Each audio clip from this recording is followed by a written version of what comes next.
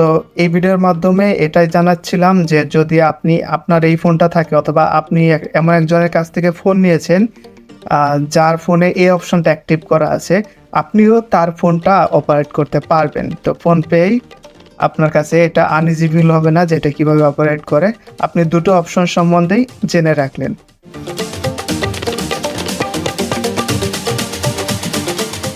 এখানে পাশাপাশি রাখা দুটো ফোনের পার্থক্য আপনারা লক্ষ্য করতে পারছেন।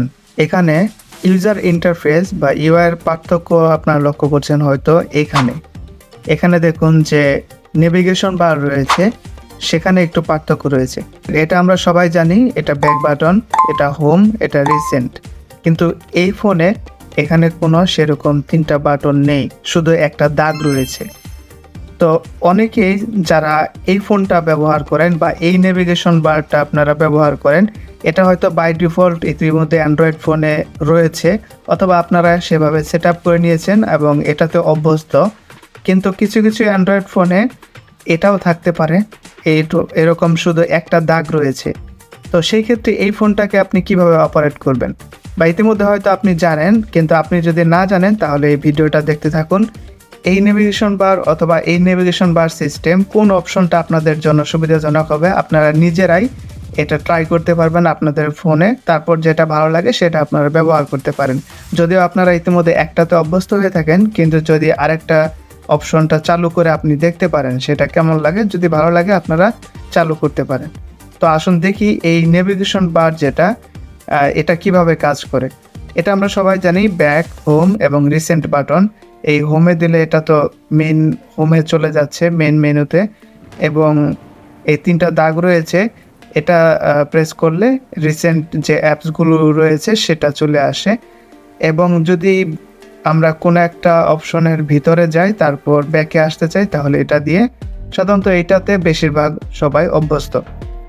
কিন্তু যদি এই শুধুমাত্র একটা দাগ থাকে, সেই ক্ষেত্রে আপনারা কিভাবে নেভিগেট করবেন ফোনটাকে। আপনি যদি কোনো একটা অপশনের ভিতরে যান, তাহলে ব্যাকে আসতে চান, তাহলে শুধু এই ডান পাশ থেকে বাম দিকে একটু টান দিলেই হবে, এরকম। অথবা যে কোনো পাশে, এই পাশেও একটু টান দিলেও হবে। তো এভাবে ব্যাকে যাওয়া যায়। আর যদি হোমে যেতে চাই তাহলে এই নিচে থেকে উপরে একটু টানলেই হবে। আর যদি রিসেন্ট অ্যাপগুলো আমরা বের করতে চাই তাহলে নিচে থেকে টেনে মাঝখানে একটু ধরলেই হবে। দেখুন এখানে রিসেন্ট অ্যাপসগুলো দেখা যাচ্ছে। আর যদি আমি দুইটা অ্যাপসের মধ্যে সুইচ করতে চাই, অর্থাৎ একটু আগে যেটা আমি ব্যবহার করছি সেটা আমি দেখব এবং তার আগে যেটা ব্যবহার করেছি, দুইটা অ্যাপসের মধ্যে সুইচ করব, সেক্ষেত্রে এই যে দাগটা রয়েছে এখানে শুধু ডান দিক থেকে বাঁ দিকে এভাবে টানলেই হবে। দেখুন এখন আমি এই ব্রাউজারে এই ওয়েবসাইট ব্রাউজ করছি। আমি যদি আরেকটা অ্যাপস একটু আগে যেটা খুলেছি সেটা দেখতে চাই তাহলে আরেকবার এরকম করলে দেখুন হোয়াটসঅ্যাপ চলে এসেছে, কারণ একটু আগে আমি হোয়াটসঅ্যাপ ব্যবহার করেছি। আবার যদি আমি ব্রাউজারে যেতে চাই তাহলে নিচে এখানে টানলেই হবে।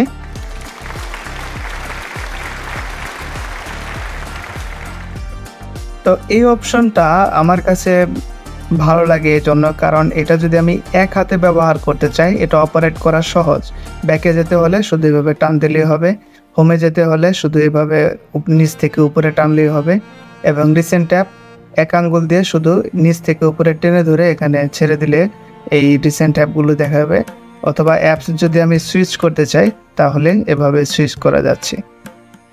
তো এটা একটা সহজ লাগে, শুধুমাত্র এই আঙ্গুলটা দিয়ে খুব ভালোভাবে এটা অপারেট করা যাচ্ছে। আর যদি এই ফোনটাকে আমি এই নেভিগেশন অপশনগুলো ব্যবহার করে অপারেট করতে যাই তাহলে শুধু একটা আঙ্গুল ব্যবহার করলে এই পাশে 3টা বাটন এভাবেও করা যায়। তো যেটা আপনার কাছে সুবিধাজনক মনে হয় আপনি দুটো অপশনই জেনে রাখতে পারেন এবং দুটোর মধ্যে যেটা ভালো লাগে সেটা ব্যবহার করে আপনারা আপনাদের মোবাইল অপারেট করতে পারেন। তো কিভাবে এই অপশনগুলো আপনার চেঞ্জ করতে হয় সেটা এখন আপনাদের দেখাচ্ছি। তো এর জন্য আপনাকে সেটিংয়ে যেতে হবে। সেটিংয়ে গিয়ে এখানে আপনি সার্চ করতে পারেন নেভিগেশন বার লিখে, NAV যদি আপনি লেখেন এখানে নেভিগেশন বার সার্চ করলে চলে আসবে। এরপর দেখুন এখানে নেভিগেশন বার অপশনটা রয়েছে, এখানে যদি যাই তাহলে দেখুন এখানে সোয়াইপ গেস্টার্স এই অপশনটা এখন অ্যাক্টিভ আছে। আপনি চাইলে এই বাটনে অপশনে ক্লিক করে এই বাটন অপশনটা অ্যাক্টিভ করতে পারেন। দেখুন এখন আমার এখানে বাটন চলে এসেছে, এটা ব্যাক, এটা হোম, এটা এবং রিসেন্ট। এবং এই দুইটা ফোনের মধ্যে আপনি লক্ষ্য করছেন যে এই যে বাটনগুলো এটার পজিশনেও এখানে পরিবর্তন আছে, কারণ ব্যাক বাটনটা এটা বাম পাশে, এটা ডান পাশে। এটাও আপনি এই যখন বাটন অপশনটা এখানে বাছাই করবেন, এরপর নিচে আপনি এটা বাছাই করতে পারেন যে এই ব্যাক বাটনটা ডান দিকে থাকবে নাকি বাম দিকে থাকবে, সেটা আপনি বাছাই করতে পারেন। যদি আমি এটা বাছাই করি তাহলে দেখুন এখন বাম পাশে চলে এসেছে, যদি আমি এই অপশনটা বাছাই করি তাহলে দেখুন ডান পাশে চলে এসেছে। তো সুবিধা অনুযায়ী এই নেভিগেশন বারের বাটনটা এটার পজিশন চেঞ্জ করা যায়। এছাড়া আপনি চাইলে বাটন যদি না চান তাহলে সোয়াইপ গেস্টার চাইলে এই অপশনটাও আপনারা ব্যবহার করতে পারেন। শুধুমাত্র এই ডান দিক থেকে বাঁ দিকে অথবা বাঁ দিক থেকে ডান দিকে টানলেই এটা ব্যাকে আসা যাওয়ার কাজ করবে। এবং আপনি যদি হোমে ফিরে যেতে চান তাহলে নিচ থেকে শুধু উপরে একটু টেনে ছেড়ে দিলে হবে। আর যদি আপনি রিসেন্ট অ্যাপগুলো দেখতে চান তাহলে এই নিচে থেকে উপরে একটু টেনে ধরে রাখলে হবে, একটু হোল্ড করলে হবে, তাহলে এখানে রিসেন্ট অ্যাপসগুলো দেখাবে। আর যদি আপনি অ্যাপসগুলো সুইচ করতে চান তাহলে শুধুমাত্র এই নিচের যে দাগটা রয়েছে এটাকে ডান দিক থেকে বাম দিকে এভাবে টানলেই হবে। তো আপনাদের স্মার্টফোনে আপনারা নিজেদের মতো করে এই বাটন অথবা সোয়াইপ গেস্টার সেটা কাস্টমাইজ করে নিতে পারেন, যেটা ভালো লাগে আপনার জন্য সুবিধাজনক আপনি ব্যবহার করতে পারেন। তো এই ভিডিওর মাধ্যমে এটাই জানাচ্ছিলাম যে যদি আপনি আপনার এই ফোনটা থাকে অথবা আপনি এমন একজনের কাছ থেকে ফোন নিয়েছেন যার ফোনে এই অপশনটা অ্যাক্টিভ করা আছে, আপনিও তার ফোনটা অপারেট করতে পারবেন। তো ফোন পেয়েই আপনার কাছে এটা আনইজি ফিল হবে না যে এটা কীভাবে অপারেট করে, আপনি দুটো অপশন সম্বন্ধেই জেনে রাখলেন।